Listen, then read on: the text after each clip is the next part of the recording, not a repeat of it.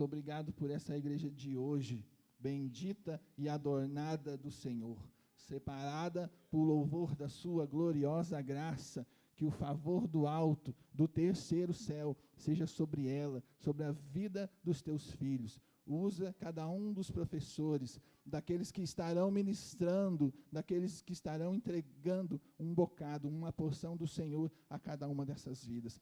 Que cada uma dessas sementes plantadas, ela possa germinar, dar frutos, 1 para 10, 1 para 100, 1 para 1000, conforme aprouver ao seu coração, por meio dessas vidas benditas do Senhor.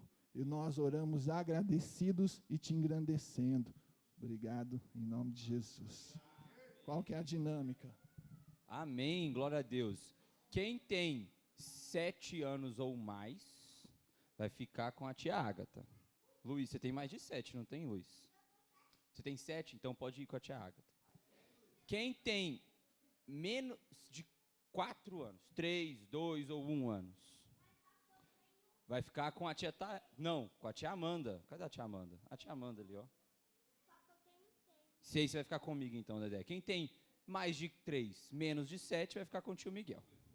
6, 5, 4. Aleluia. Ele vai ministrar hoje, seu pregador da manhã.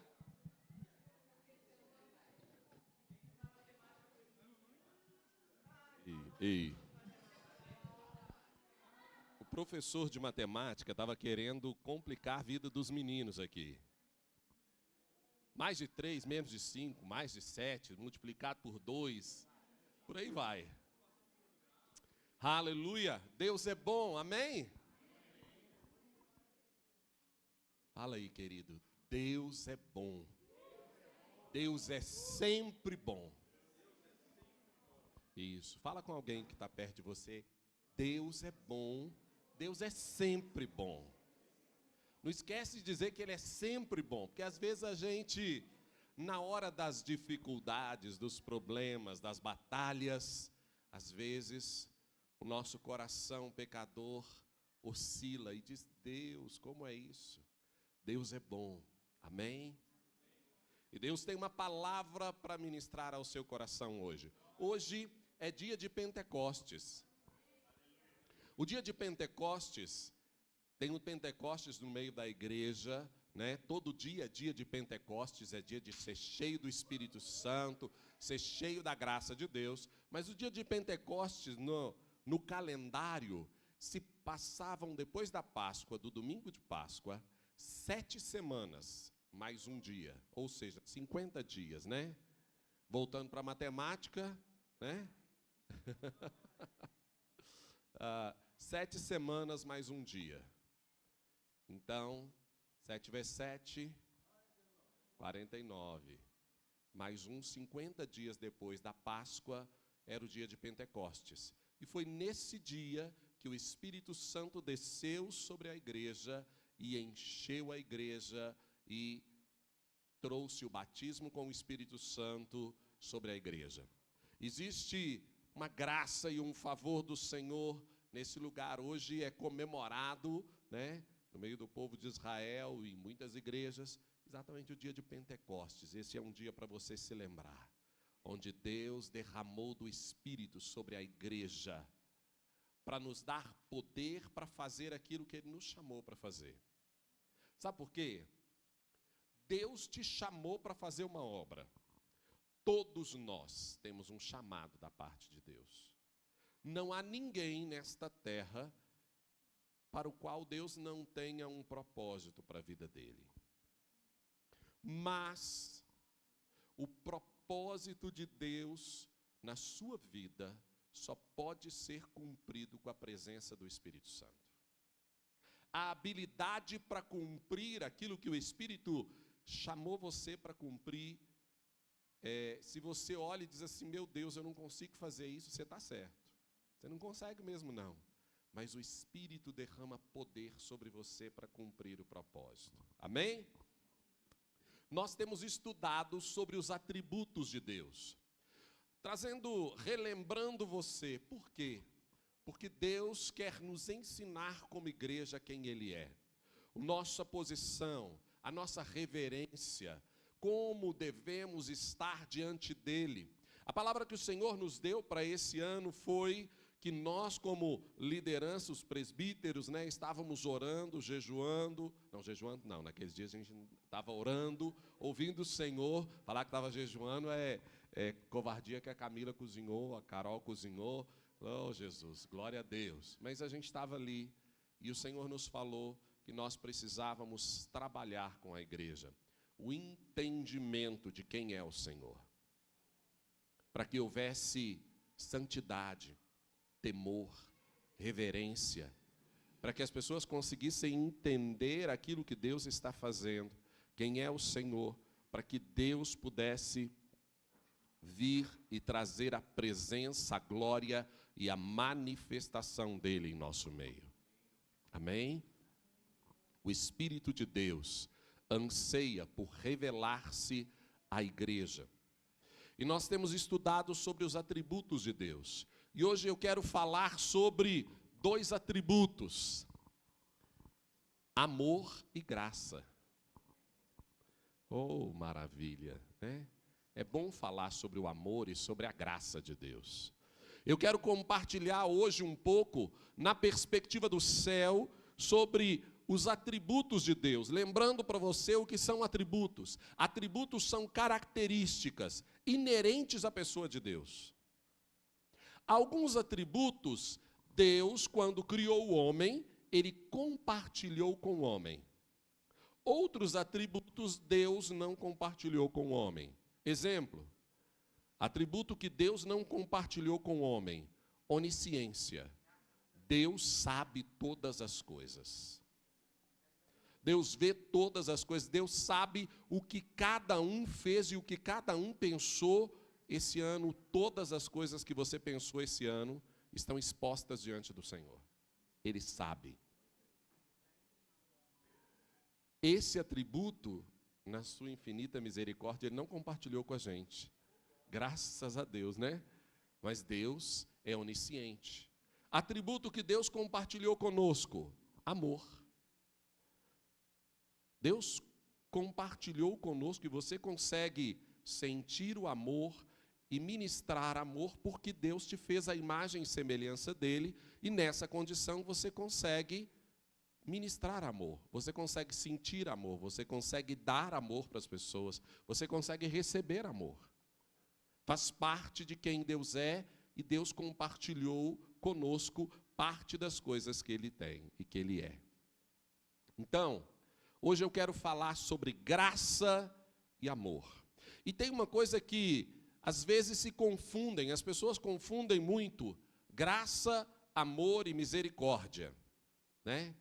Qual que é a diferença entre graça, amor e misericórdia? Bom, primeira coisa que você precisa entender é que a graça e a misericórdia, elas são atributos do Senhor, mas elas são contempladas no amor. A misericórdia é contemplada pelo amor. A graça é contemplada pelo amor, pensando no amor de Deus. Mas vamos entender assim, para que você consiga entender. A misericórdia, imaginemos que vamos criar uma situação hipotética, né? Nós temos uma pessoa aqui. Não, vamos usar uma situação hipotética, não, vamos usar uma situação real. 2015, se não me falha a memória, na Líbia, vários extremistas pegaram 21 cristãos. 21 rapazes, 21 jovens cristãos, e esses extremistas levaram esses rapazes para a beirada da praia e, filmando ao vivo, degolaram eles. Mataram eles ao vivo, degolados, dizendo: porque vocês são cristãos e nós não admitimos, só Alá é Deus, só religião muçulmana é a verdadeira, nós vamos matar. E eles mataram os cristãos ali ao vivo. É um ato de extrema barbaridade. E eles naquele dia disseram: esta é uma mensagem para o povo da cruz. É isso que espera vocês. Essa foi a declaração deles naquele dia. Está aí disponível para quem quiser assistir. Bom, debaixo desta situação, debaixo desse contexto, trazendo para a justiça do homem, que esses homens que executaram essas pessoas merecem serem julgados, pagarem pelo crime de assassinato. Eles assassinaram pessoas inocentes. Eles merecem ser julgados, ok? Então, todo mundo concorda comigo que esses homens que fizeram isso, num contexto natural, eles merecem, mesmo no contexto espiritual, eles precisam ser julgados pelo crime que eles cometeram. Bom, eu ouvi uma vez uma entrevista de um rapaz. Esse rapaz tinha perdido 2 irmãos. Desses 21 jovens que foram executados, 2 eram irmãos dele. E na entrevista com esse rapaz, que era irmão de 2 rapazes daqueles que foram executados, ele começou a dizer, ele disse: olha, a primeira coisa que eu queria dizer é agradecer às pessoas que fizeram isso, porque eles não cortaram o som. Enquanto eles filmavam, nós conseguíamos ouvir as vozes dos nossos amigos e dos nossos parentes, e todos estavam adorando o Senhor e glorificando a Deus. Isso fortaleceu o nosso coração. E esse rapaz continua na entrevista, até que o entrevistador faz uma pergunta para ele, como está a sua mãe, como é que sua mãe está lidando com isso. E esse rapaz então diz o seguinte: certo dia, olha, isso é importante você me perguntar isso, certo dia eu estava andando com minha mãe no mercado, e aí estávamos fazendo compra e eu falei: mãe, o que a senhora faria se a senhora encontrasse agora a pessoa que matou o fulano e o ciclano? Lá falou o nome dos irmãos. Se a senhora encontrasse eles aqui agora, o que a senhora faria? E aquele rapaz falou que a mãe dele disse: filho, se eu pudesse, a primeira coisa que eu faria era abraçá-los e dizer: eu te perdoo. Isso é misericórdia. Isso é misericórdia. É trazer o perdão e a graça que a pessoa não merece. Aqueles homens precisam ser julgados segundo a lei natural ou internacional, eles precisam ser julgados, ok? Mas, ela falou, a primeira coisa que eu faria era abraçá-los e dizer: eu te perdoo. E depois, se eu pudesse, eu os levaria para nossa casa e eu cuidaria deles no lugar dos meus filhos. Eu faria por eles tudo o que eu não tive mais a oportunidade de fazer pelos meus filhos. Isso é graça.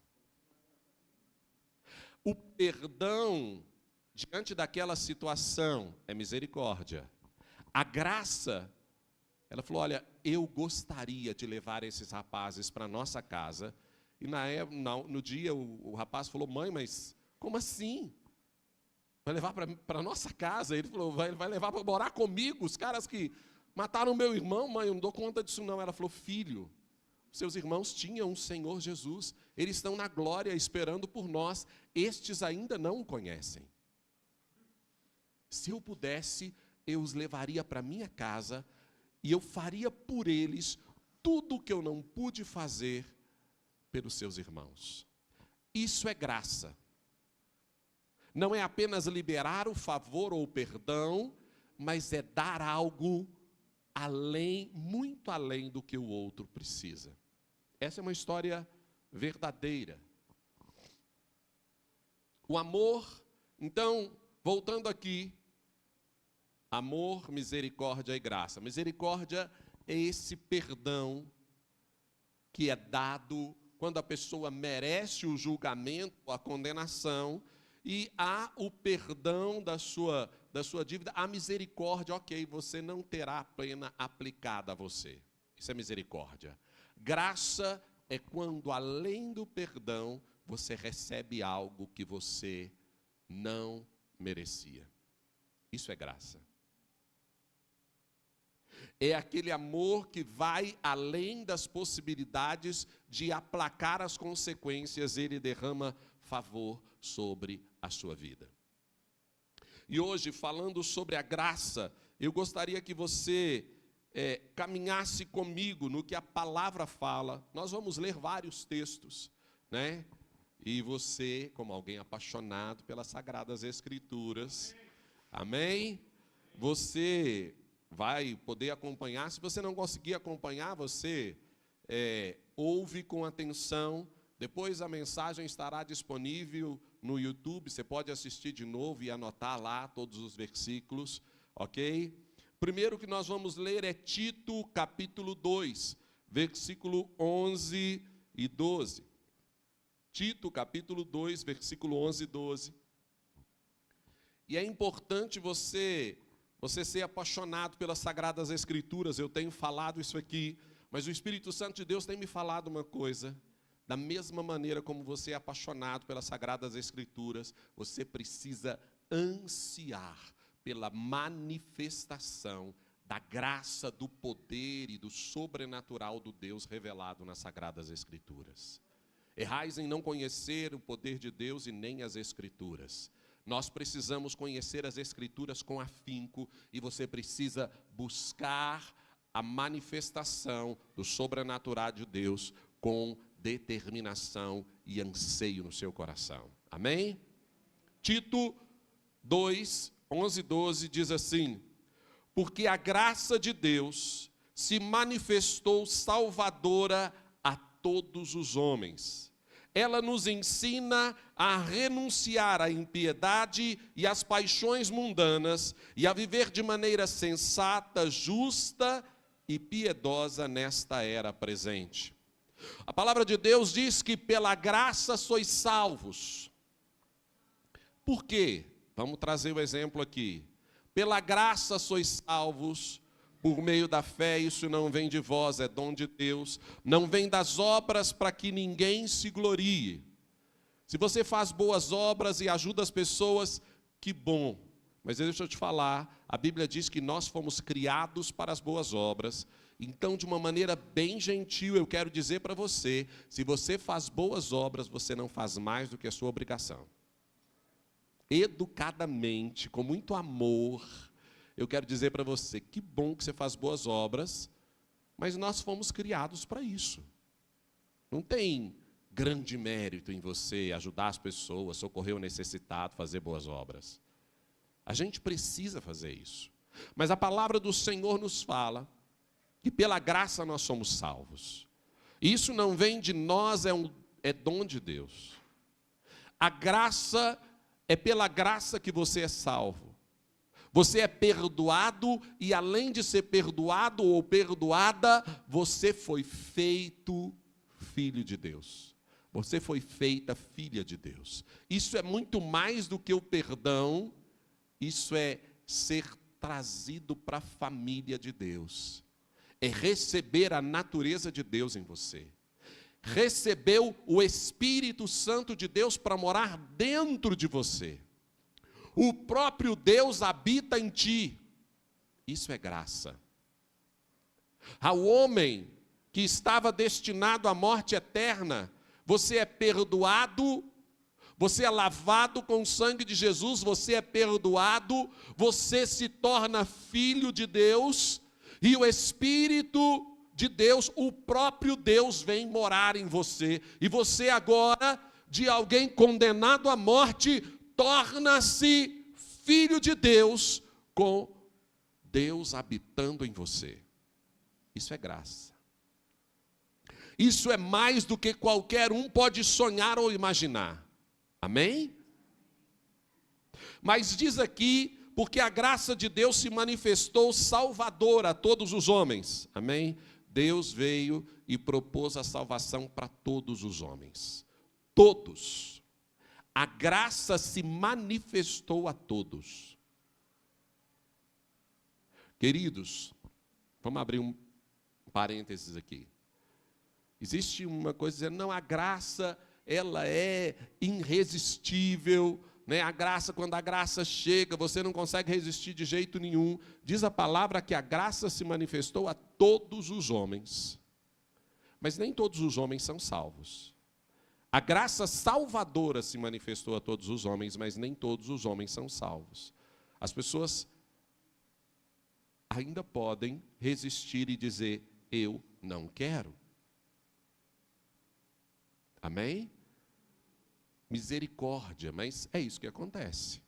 Algumas pessoas, apesar de ver a graça de Deus, entender a graça de Deus, de receber o favor de Deus, ainda escolhem dizendo, eu não quero. Então, a graça do Senhor, Deus pode fazer o que Ele quiser, lógico que Ele pode, Deus é soberano. Deus pode te fazer qualquer coisa que Ele quiser. Ele manda no céu e na terra. Em mim e em você. Mas Ele escolheu nos dar a opção de escolher o que fazer. Porque Deus não quer fantoches no céu. Deus quer filhos. Com um coração de filhos.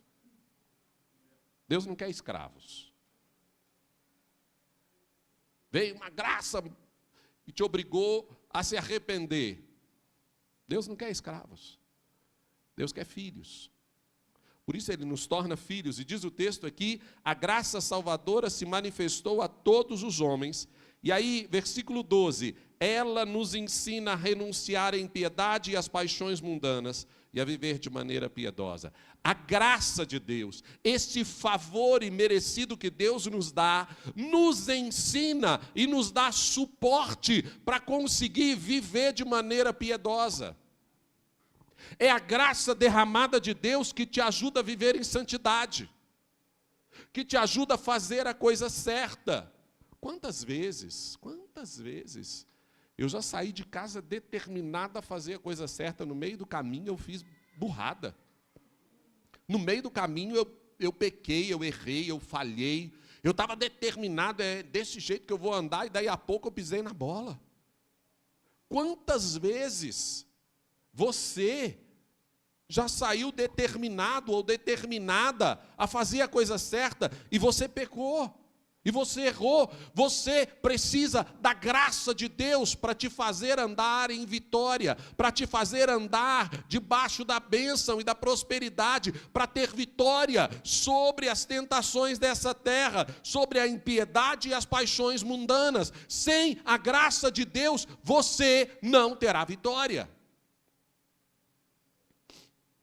2 Timóteo, capítulo 1. Nós vamos ler aqui, 2 Timóteo 1, de 8 a 10.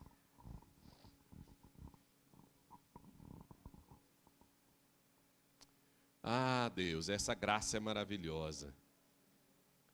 E essa graça está derramada sobre nós, igreja, amém? 2 Timóteo, capítulo 1, versículo de 8 a 10. Portanto, não se envergonhem de testemunhar do Senhor, nem de mim que sou prisioneiro dele, mas suporte comigo os meus sofrimentos pelo Evangelho, segundo o poder de Deus, que nos salvou e nos chamou com uma santa vocação, não em virtude das nossas obras, mas por causa da sua própria determinação e graça. Essa graça nos foi dada em Cristo Jesus desde os tempos eternos, sendo agora revelada pela manifestação de nosso Salvador, Cristo Jesus. Ele tornou inoperante a morte e trouxe à luz a vida e a imortalidade por meio do Evangelho. Entenda, a graça está sempre associada a Cristo. A graça é manifesta em Cristo. Pastor, o senhor está dizendo que não tem graça no Velho Testamento? É lógico que tem.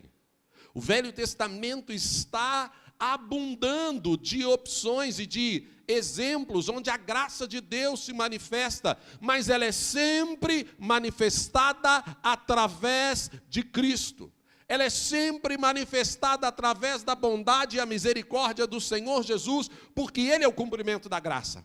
Ele é a manifestação. Você não pode separar a graça de Deus de Cristo, porque a expressão máxima da graça é Cristo, o Deus vivo, se tornando carne, vivendo entre nós, se sujeitando a todas as coisas, morrendo por mim e por você, ressuscitando para se tornar irmão dele, irmã dele. Porque Cristo veio como unigênito. Lembra lá, João 3,16. Porque Deus amou o mundo de tal maneira que enviou seu único filho para que todo aquele que não morresse, todo aquele que nele crer, não morra, mas tenha a vida eterna. Ele veio como o quê? Unigênito, filho único. Fala comigo, filho único. Isso. Mas mais na frente, depois que ele ressuscita, a palavra nos diz que ele é o primogênito. Fala assim, primeiro filho. Ele vem como unigênito, mas ele sobe como primogênito. Ele não é mais o único filho. Agora você também é filho pela graça de Deus. A maior manifestação da graça de Deus é Cristo. Você foi feito filho, foi feito filha pela graça de Cristo. Aleluia. Então, nunca separe a graça do Senhor Jesus. Amém?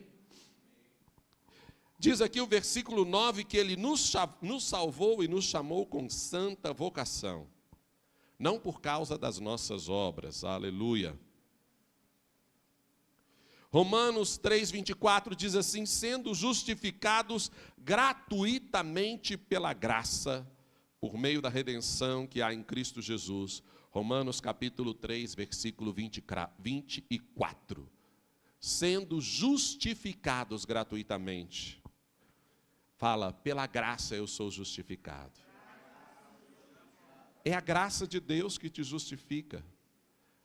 Eu e você merecíamos o inferno, mas Cristo nos perdoa e nos dá o céu. Oh, Jesus, obrigado.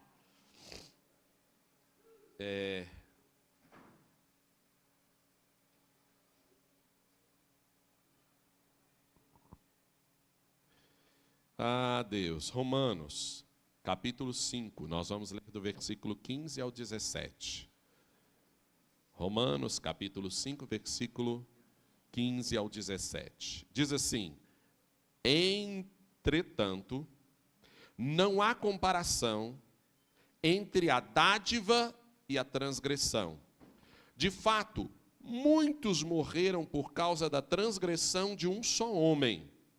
Mas a graça de Deus, isto é, a dádiva pela graça de um só, Jesus Cristo, transbordou ainda mais para muitos. Não se pode comparar a dádiva de Deus, ou a graça através de Jesus Cristo, com a consequência do pecado de um só homem. Por um pecado veio o julgamento que trouxe condenação, mas a dádiva decorreu de muitas transgressões e trouxe justificação. Se pela transgressão de um só a morte reinou por meio dele, muito mais aqueles que receberam de Deus a imensa provisão de graça e a dádiva da justiça reinarão em vida por meio de um único homem, Jesus Cristo. Pela transgressão de um só, a morte reinou por meio dele. Muito mais, diz aqui o texto, aqueles que recebem de Deus a imensa provisão de graça. Quem recebe de Deus a imensa provisão de graça? Aquele que se arrepende dos seus pecados, entrega a sua vida a Jesus e diz, Jesus, eu sou teu, eu quero viver contigo. esse recebe a imensa provisão de graça. Então, quem recebe a imensa provisão de graça? Os santos. Diga, eu recebi. Se você já recebeu, você diga, eu recebi. Continue olhando para o texto. Diz aqui, aqueles que receberam de Deus a imensa provisão da graça e da dádiva da justiça, reinarão em vida por meio de um único homem. Deixa eu te falar. Além de ser perdoado, além de você não ir mais para o inferno, além de você ter sido perdoado, de você ter sido tornado filho, você se tornou filho ou filha de Deus. O Espírito Santo vem morar em você, Deus veio habitar em você. Diz o texto aqui que você foi separado para reinar. Você foi separado para reinar. Você é filho do rei e você foi escolhido para manifestar a autoridade do rei nessa terra. Pode dar um amém, vou te dar a oportunidade. Você é filho do rei e foi escolhido para manifestar a autoridade do rei nessa terra. Querido, você não só saiu desse lugar onde você estava no pecado para se tornar alguém que exerce autoridade em nome do rei. Isso é graça. Isso é graça. Efésios capítulo 3. Abre aí, Efésios capítulo 3.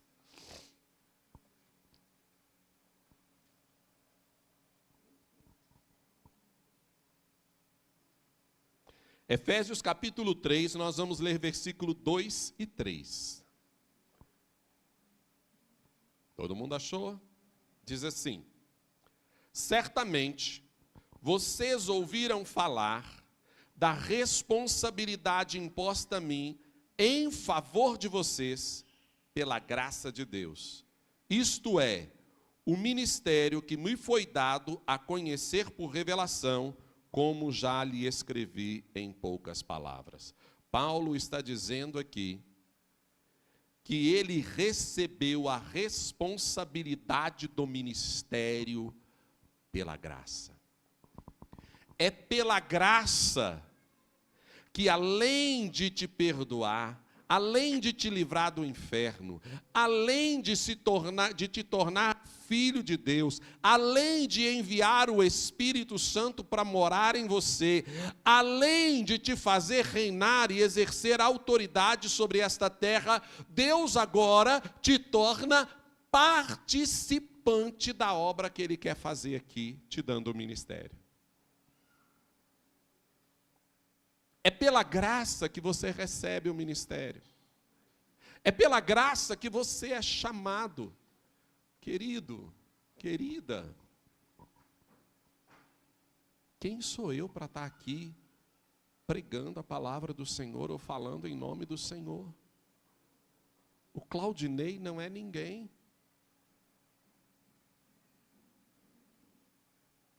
Quem somos nós para fazermos qualquer coisa no ministério em nome do Senhor, para ajudar ou para fazer a obra do Senhor? Quem somos nós?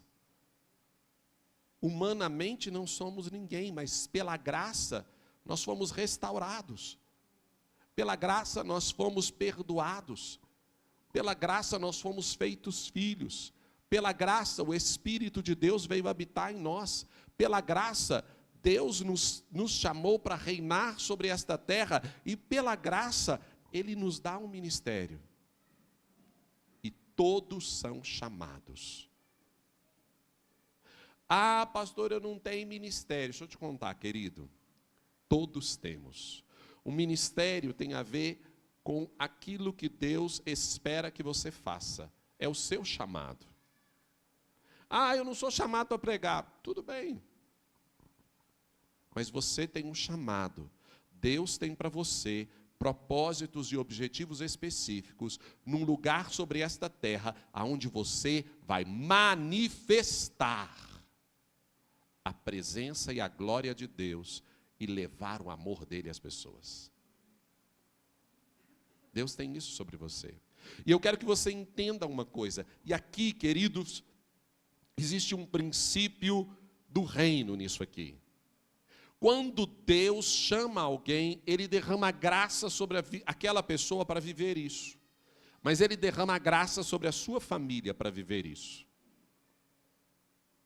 Por exemplo, Deus me chamou para o ministério pastoral.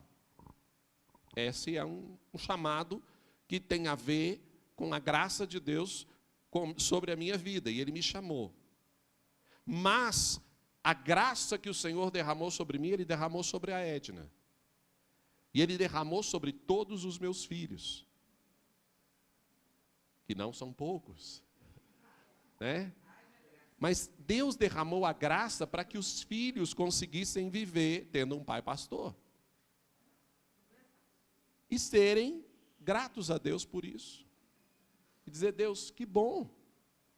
E aí o povo diz assim, não é fácil. E aí o povo, uns balançam a cabeça assim, outros para o outro lado. Teve um período, quando eu vim para cá, e quando eu assumi aqui, eu estava 3 anos, 4 anos. Eu fiquei em um período, talvez, de 3 anos ou 4 anos, sem liderar a igreja, sem estar exercendo o ministério pastoral de forma direta. E aí, quando o Senhor me chamou para assumir aqui a liderança na igreja, a gente já compartilhou aqui, o pastor Lincoln falou conosco, nós fomos orar, eu e Edna, Deus falou com a gente, olha, é para esse tempo, é isso aí, faz isso mesmo. E aí nós fomos falar com os filhos, e aí todos falaram, ai, graças a Deus, não aguentava mais o senhor assim, fazendo as coisas. Vai ser pastor, porque é para isso que o senhor foi chamado. Não aguentava mais, graças a Deus. Que bom, demorou, hein? Aí um falou, demorou, o outro falou, até que enfim. Falei, o outro, não era sem tempo, né, pai? Eu falei, gente, eu achei que eles iam falar assim, não, pois é, né, vamos voltar. Não, graças a Deus. Por quê? Porque Deus derrama graça sobre a família. Aquilo que Deus te chamou para viver, Ele vai derramar graça sobre a vida do seu esposo, sobre a vida da sua esposa e sobre a vida dos seus filhos. Por isso, o melhor lugar para nós estarmos é onde Deus nos chamou para cumprir o nosso ministério.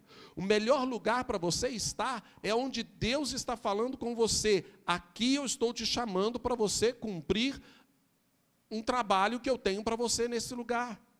E os seus filhos receberão de Deus a graça para estarem vivendo aquilo ali. Parte do nosso ministério, também, além disso, é um ministério de acolher pessoas. Nossa casa tem sido, ao longo de 32 anos de casados, um lugar onde as pessoas são recebidas, são ministradas, são curadas e saem. Nós já recebemos na nossa casa dezenas e dezenas de pessoas. E as pessoas foram ministradas, foram curadas, foram abençoadas. Nesses 32 anos de casado, eu nem sei quantas pessoas já moraram conosco, além dos nossos filhos. Todos têm esse chamado? Não. Alguns, o Senhor deu esse chamado. Deus deu esse chamado para mim e para a Edna. E Ele cercou a nossa vida com graça para isso, e os nossos filhos com graça para isso. Aí você diz, mas vai ser sempre bonzinho quando Deus te der um ministério? Não, às vezes o ministério é doloroso, às vezes é difícil, às vezes é chato. Os meninos chegavam lá e falavam, misericórdia, pai, mais gente aqui. Eu falei, filho, a gente precisa andar no que o Senhor obedeceu, o que o Senhor nos mandou. Teve um período, curto período, que lá em casa ficou assim, com quase ninguém. Não ia ninguém lá em casa, pouquíssimas pessoas apareciam lá. E aí, no início, os meninos começaram assim, ai, que bom, né? Casa só para nós. E aí passou um tempo, o coração deles começou a se esfriar. E eu comecei a orar, falei, Deus, tem misericórdia, o que está acontecendo? Deus falou comigo, você não está cumprindo aquilo que eu te chamei para fazer. Sua casa foi chamada para ser um lugar de ministrar para as pessoas. E enquanto eu ministro para as pessoas, os seus filhos também são ministrados. Mas a ministração que eu tinha preparado para eles neste tempo não está acontecendo porque você está em desobediência e você não tem trago as pessoas para receberem dentro da sua casa. Quando você fecha a torneira para eles, você está fechando a torneira sobre a vida dos seus filhos. E a sequidão na vida deles é fruto da sua desobediência. Falei, eita Jesus, misericórdia. Aí eu comecei a orar, falei, Jesus, traz de novo. Senhor, traz de novo, traz de novo. E aí passou assim, sei lá, 1 mês, 2, de repente um dos meninos falou, pai, pode trazer os meninos para vir julgar aqui? Pode. Pode trazer os meninos para vir fazer uma coisa aqui? Pode. E a gente... Quando o Senhor te chama para fazer algo, Ele derrama graça sobre a sua vida e sobre toda a sua casa para viver aquele ministério que Ele está te dando. E a cura e o favor do Senhor, a bênção do Senhor, inclusive sobre a vida dos seus filhos, é muito maior quando você está em obediência. Porque a desobediência dos pais tem consequências sobre a vida dos filhos. Então, escolha andar onde o Espírito Santo está te chamando para andar. Escolha fazer aquilo que o Espírito Santo te chamou para fazer. Nós passamos por muitos períodos, né? 32 anos de casado deu para divertir bastante, né? Que venham mais 32. Hoje eu estava falando com ele, será que o dia que a gente tiver velhinho morando na praia, eu vou ter que levantar, fazer caminhada sozinho, passar na padaria, comprar o pão, e aí quando eu voltar, você ainda está dormindo, fazer o café para depois você acordar? Ela falou, com certeza. Ela falou, e aí depois eu vou fazer caminhada, e você vai fazer a sua segunda caminhada do dia. Falei, então tá certo. Queridos, aquilo que Deus te chamou para viver, Ele dá graça para os seus filhos viverem. Aquilo que Deus te chamou para viver, Ele vai dar graça para o seu marido entender, viver e caminhar com aquilo. A graça de Deus é pela graça que você foi chamado para o ministério. É pela graça que Deus fala com você, filha, vai estudar isso. É pela graça que Deus diz para você, filho, vai trabalhar nesse lugar.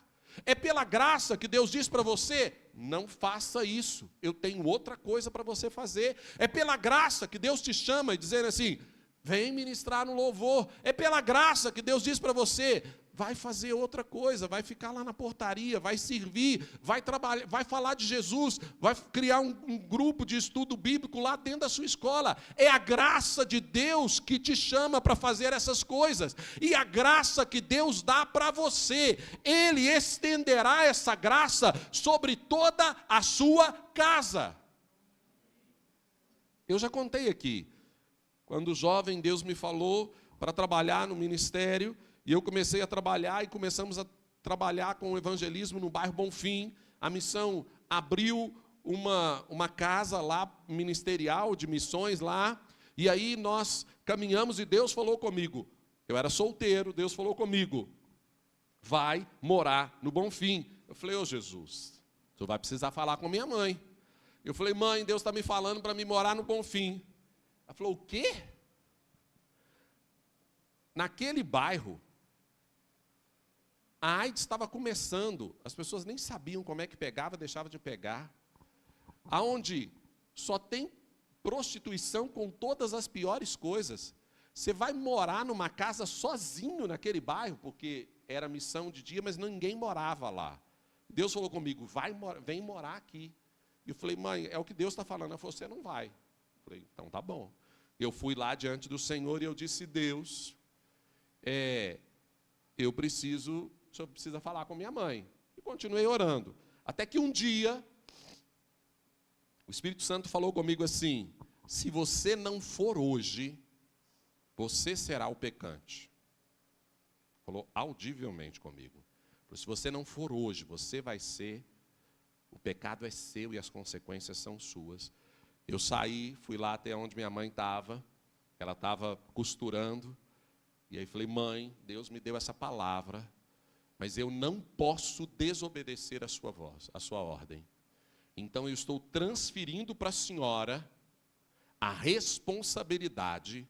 Se eu não for, o pecado não é meu, o pecado é da senhora. E deixei ela lá na máquina e voltei. Daí a pouco, passou uma hora e pouco, assim, ela me chamou: Vonei, vem cá. Aí eu cheguei lá, ela falou: tá bom, você pode ir, mas com uma condição. Falei: pois não. Você não pode dormir sozinho naquela casa nenhum dia. Falei: ok, mãe, eu me submeto. Aí saí, fui para o Bonfim. Quando eu cheguei ali no Bonfim, Deus falou comigo: vai na casa de fulano de tal. Quando eu cheguei lá, era uma senhora, e essa senhora estava com uma peixeira desse tamanho assim. Eu falei: ô fulano, Deus me mandou vir aqui. Ela falou: graças a Deus, porque eu estou saindo para matar aquele cara ali. Falei: que isso? Ela tirou a peixeira assim e falou: aqui, ó. Eu ia rasgar ele de cima e embaixo. Falei: não vai rasgar nada, em nome de Jesus.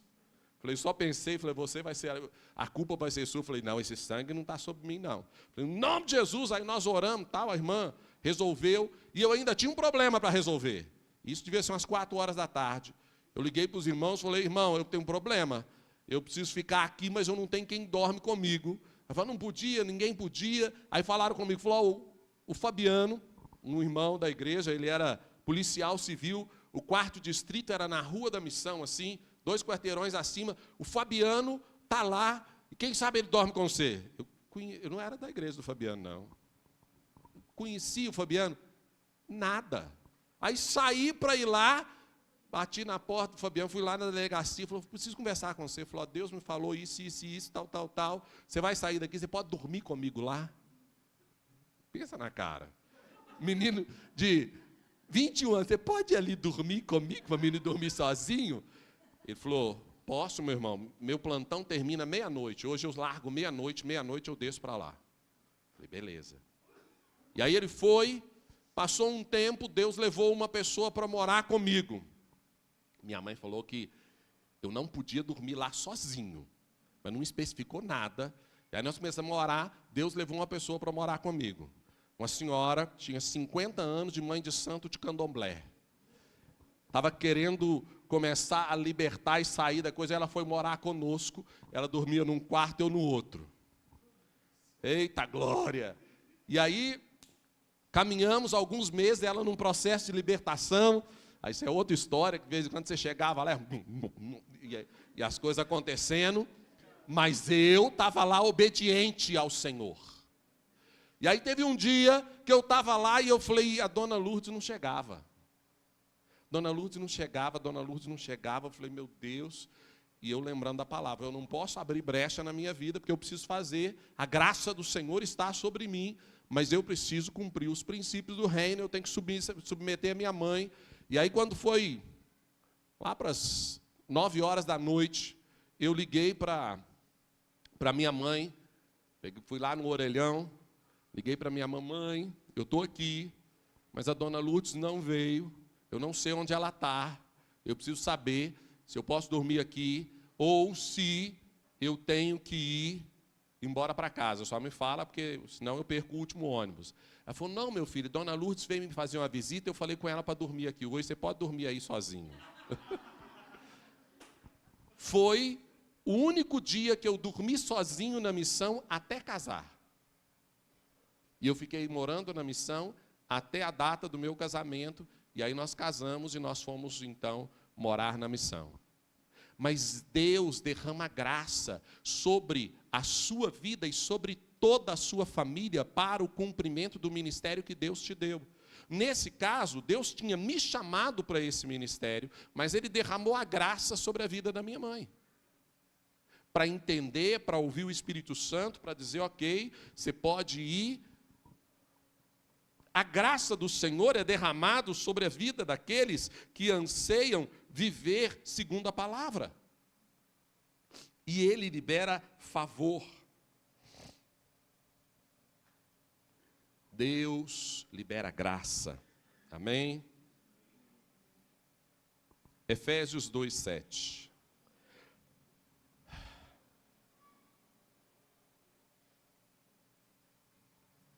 Diz aqui que Deus nos chamou para mostrar, nas eras que hão de vir, a incomparável riqueza de sua graça, demonstrada em sua bondade para conosco em Cristo. A graça de Deus manifesta a manifestação da riqueza do Senhor, da bondade do Senhor, da multiforme sabedoria de Deus. É pela graça que Deus te ajuda a viver aquele que Ele te chamou, e Ele manifesta a bondade dEle. Amém? Esse Deus de graça, esta é uma graça que o Senhor dá à sua igreja. E Ele derrama essa graça no meio do povo e no meio da igreja, para que nós vivamos isso. É algo muito maior do que qualquer um de nós pode viver. Qual é o pai que pode entregar o filho para a morte no lugar da morte de um desconhecido? Ou qual é o pai que pode dizer, ou a mãe que pode dizer como essa mãe disse: se eu encontrar quem assassinou meu filho, eu quero abraçar, dizer, você está perdoado, e eu quero te levar para morar comigo, porque eu vou fazer por você tudo que eu não pude fazer pelo meu filho. Isso é algo que só Deus pode fazer. Só Deus pode fazer. Só o Senhor pode viver isso e nos levar a viver isso. É esse Deus com essa graça maravilhosa, esse Deus gracioso e poderoso, que é o nosso Deus. Um Deus de graça e de misericórdia. E o outro atributo que eu quero descrever é sobre o amor.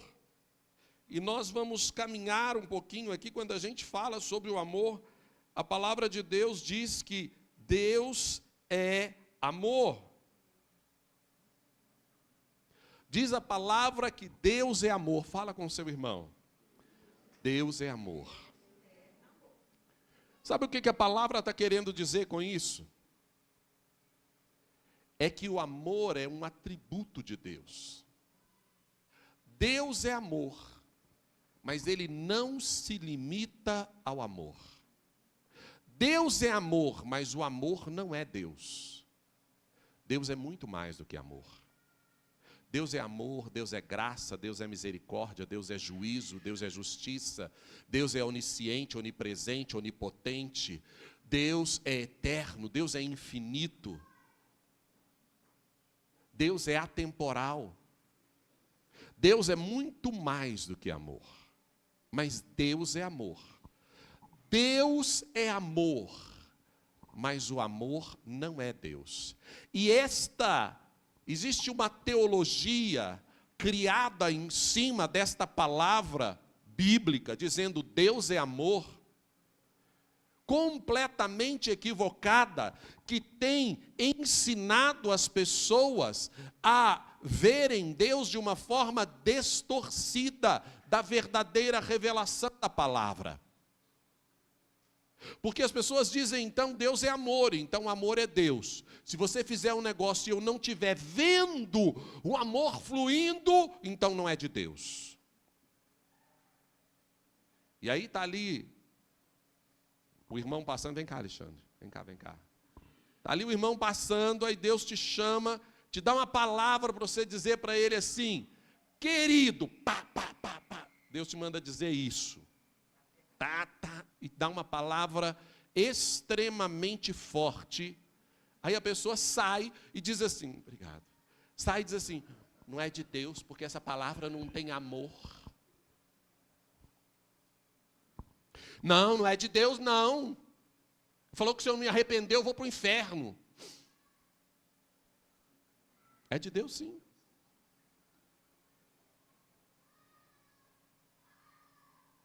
Porque a palavra pode ter amor e ser extremamente dura. A palavra pode ter amor e ser extremamente difícil. A palavra pode ter amor e ser exatamente o oposto daquilo que você espera. Esses dias, não, graças a Deus, esses dias não. Há um tempo atrás, já tem um tempo, eu estava orando e Deus me deu uma palavra para dizer para uma pessoa. Eu disse para essa pessoa: queridos, se você não se arrepender, você vai morrer nos próximos dias e você vai para o inferno. Infelizmente, ou felizmente, graças a Deus, o Senhor já me deu algumas vezes essa palavra para dizer para algumas pessoas. Algumas dessas pessoas, graças a Deus, estão caminhando com o Senhor, estão ótimas. Outras eu fui no velório delas em menos de 30 dias. Agora, essa palavra que eu disse para, por exemplo, um rapaz de 21 anos, lindo, tocava violão, desviado da igreja. Encontrei com ele, saí procurando ele, encontrei com ele lá na porta de um dos cabarés onde a gente ficava, onde a gente frequentava para falar a palavra. Eu falei: querido, Deus me mandou aqui, porque Ele está dizendo que essa é a sua última oportunidade, você precisa se arrepender. Porque o inimigo quer ceifar a sua vida, e a autorização para isso já foi liberada, você precisa, essa é a última misericórdia. Eu conversei com ele no domingo e fui no velório dele na quinta. Mas essa palavra dura não era uma palavra de amor? Era. Até quando o juízo de Deus é exercido, o juízo de Deus é exercido em amor e por amor. Deus é amor.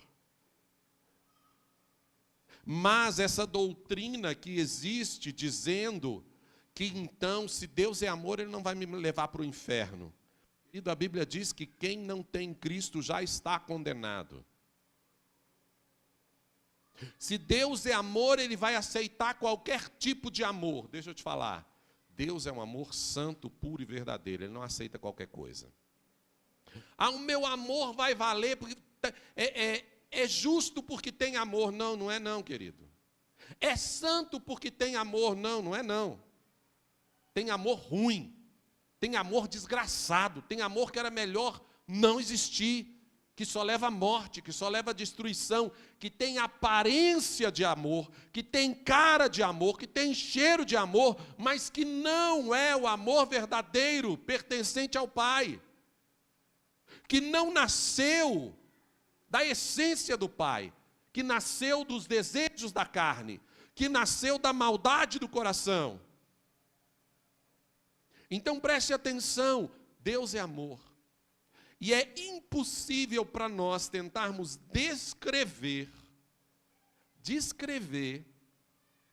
a grandeza do amor de Deus, a profundidade desse amor, a intensidade desse amor. Nós não conseguimos nem descrever o quão alto, o quão profundo, o quão tremendo é esse amor.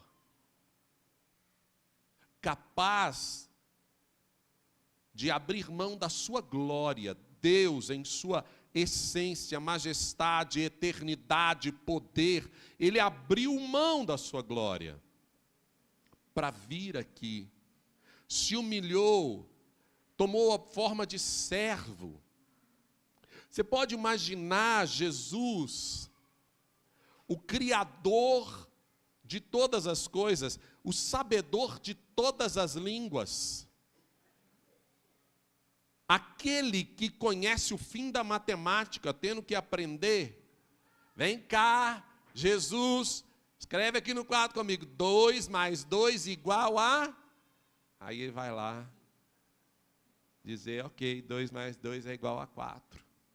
Ou Alguém ensinando para ele a língua? Não, você escreve desse jeito, ele sabe todas as coisas. Alguém ensinando para ele a Bíblia? Já imaginou? Ele lá com 7, 8, 10 anos de idade, vem cá, vai lá para a aula de Torá. Aí ouvindo os sacerdotes explicar, algumas vezes tudo atravessado sobre a palavra dele, e ele é a palavra. A Bíblia diz que ele é o verbo, ele é a palavra, ele é a personificação da palavra. Aí ele para por amor, ouvindo um sacerdote explicar quem ele é e o significado dele, de maneira errada, e ainda se submeter e dizer, tá bom, ok, vamos caminhar. A gente não consegue entender a dimensão desse amor. A gente não consegue entender a profundidade desse amor. Mas Deus é esse amor sobrenatural. João 3,16 diz, porque Deus amou tanto o mundo que deu o seu Filho unigênito para que todo aquele que nele crer não morra, mas tenha a vida eterna. Lá em Romanos 5,8 diz assim, mas Deus demonstra o seu amor por nós, Cristo morreu em nosso favor quando éramos ainda pecadores. 1 Coríntios capítulo 13, talvez é o único texto que nós vamos ler ainda sobre amor. 1 Coríntios capítulo 13, dos textos sobre amor, talvez o mais conhecido, a poesia mais conhecida sobre amor. E aí quando você lê 1 Coríntios capítulo 13, eu quero que você olhe e pense, esta é uma pequena faceta de quem Deus é. Passo agora, versículo 1, passo agora a mostrar-lhes um caminho mais excelente. Ainda que eu falasse a língua dos homens e dos anjos, se não tivesse amor, serei como o sino que ressoa, ou como o prato que retine. Ainda que eu tenha o dom de profecia, e saiba todos os mistérios, e todo o conhecimento, e tenha uma fé capaz de mover montanhas, se não tiver amor, nada serei. Ainda que eu dê aos pobres tudo o que possuo, e entregue o meu corpo para ser queimado, se não tiver amor, nada disso me valerá. O amor é paciente, o amor é bondoso, o amor não inveja, não se vangloria, o amor não procura os seus interesses, não se ira facilmente, não guarda rancor.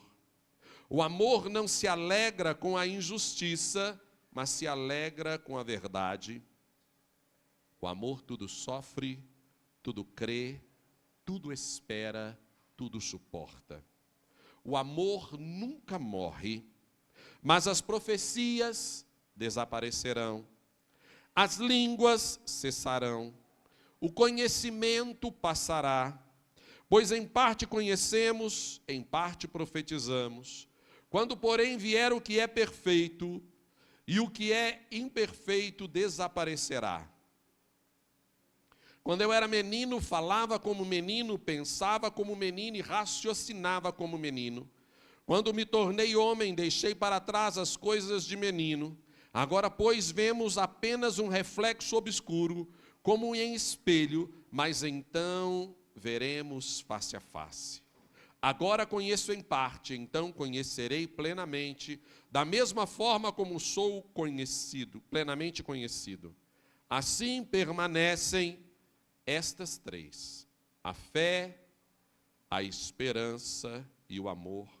O maior deles, porém, é o amor. Aí você diz, mas o amor é maior do que a fé? A Bíblia diz que você pode fazer qualquer coisa. Tudo é possível ao que crê. Diz a palavra, tudo é possível ao que crê. E a Bíblia diz que o amor é maior do que a fé. Por quê? Porque Deus é amor. Porque amor tem a ver com a identidade de Deus. A fé tem a ver com a sua confiança nele. Com a sua fé em quem Deus é e na palavra dele. O amor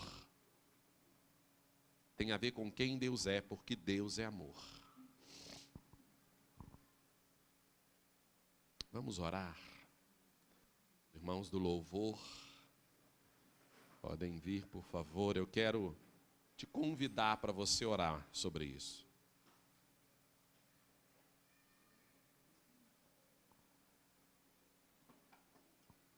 Você pode imaginar esse Deus maravilhoso que tanto amou, esse Deus maravilhoso que nos deu uma graça sobrenatural,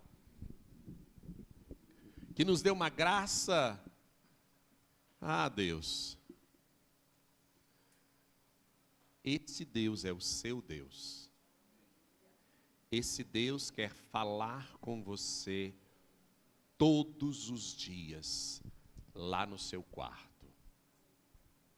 Esse Deus quer se revelar para você, e te ensinar a ter graça, a ter misericórdia do próximo. Tem uma pessoa aqui que orou esses dias dizendo, Deus, eu não sei como amar essa pessoa e como conviver com essa pessoa. Me ajuda. Sabe o que é isso? Você precisa da revelação de quem Deus é. Porque Deus vai te encher de amor.